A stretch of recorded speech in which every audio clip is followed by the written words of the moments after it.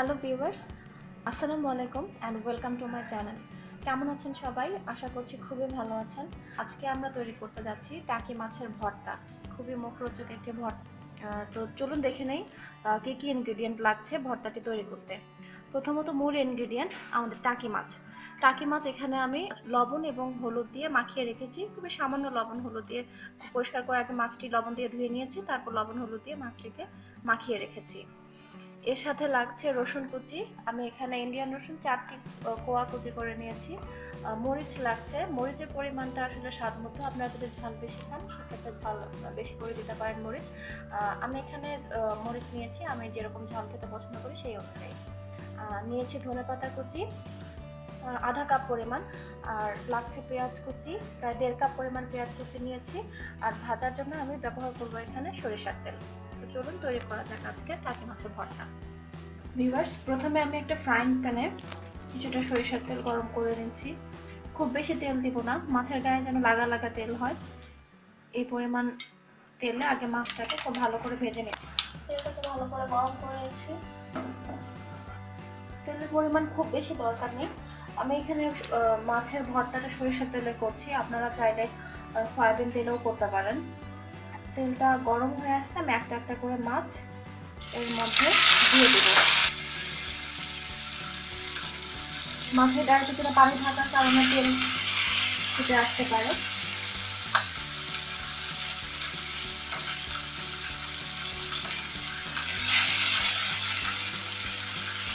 চুলার আঁচটা এখন একটু কমিয়ে দেব।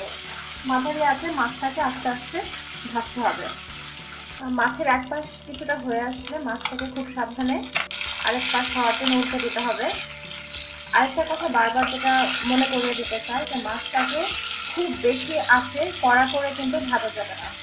মাছটাকে যদি আপনারা কড়া করে ভেজে খাবেন তাহলে ভর্তাটা মোটেও ভালো হবে না। মাছটাকে একটু নরম নরম করে চেপে চেপে ভাজতে হবে। আমরা এভাবে একটু সময় নিয়ে আস্তে আস্তে মাছটাকে ভাজবো যেন মাছের ভেতরটা খুব ভালো করে সেদ্ধ হয়ে যায় এবং মাছটা শক্ত না হয়। মাছটা খুব নরম নরম ভাজা হবে। আর চুলার আঁচটা অবশ্যই আপনারা মাঝারি আঁচে রাখবেন। ভিউয়ার্স, আমার মাছগুলো প্রায় ভাজা হয়ে এসেছে। এই অবস্থায় মাছগুলোকে আমি এখন তুলে ফেলবো। ভিউয়ার্স, আমার মাছগুলো ভাজা প্রায় শেষ।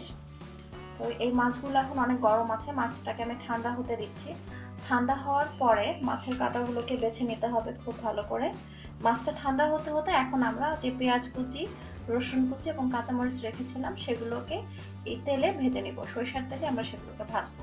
ভিউয়ার্স, মাছ ভাজার পরে আমার যে অবশিষ্ট তেলটুকু ছিল সেই তেলটুকুর সাথে আমি আরেকটু তেল অ্যাড করেছি।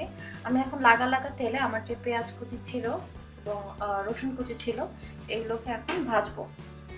খুব কড়া ভাজা করবো না, ব্রাউন করে ভাজবো না। পেঁয়াজ কুচি এবং রসুন কুচি একসাথে দিয়ে দিলাম। এগুলোকে খুব ভালো করে আস্তে আস্তে ভাজতে হবে। পেঁয়াজটা যখন আধা ভাজা হয়ে আসবে তখন এর মধ্যে আমার যে কাঁচামরিচগুলো ছিল সেগুলো দিয়ে বেশ ভালো করে আমি ভাজা ভাজা করবো।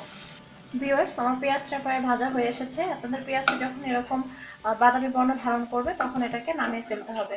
আর পেঁয়াজটা যখন অর্ধেক ভাজা হবে তখন আপনারা কাঁচামরিচগুলো এর মধ্যে দিয়ে পেঁয়াজটাকে এইভাবে ভেজে নেবেন।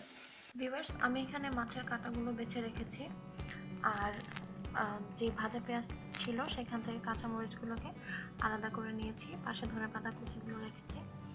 এখন কাঁচামরিচে আমি সামান্য লবণ দিব, 1 চিমটি পরিমাণ। এভাবে মরিচগুলোকে মাখতে হবে। আমি এখানে মরিচের পরিমাণ কিছুটা বেশি দিয়েছি যেহেতু আমি ঝাল পছন্দ করি। আপনারা আপনাদের স্বাদ মতো এখানে মরিচ ব্যবহার করবেন।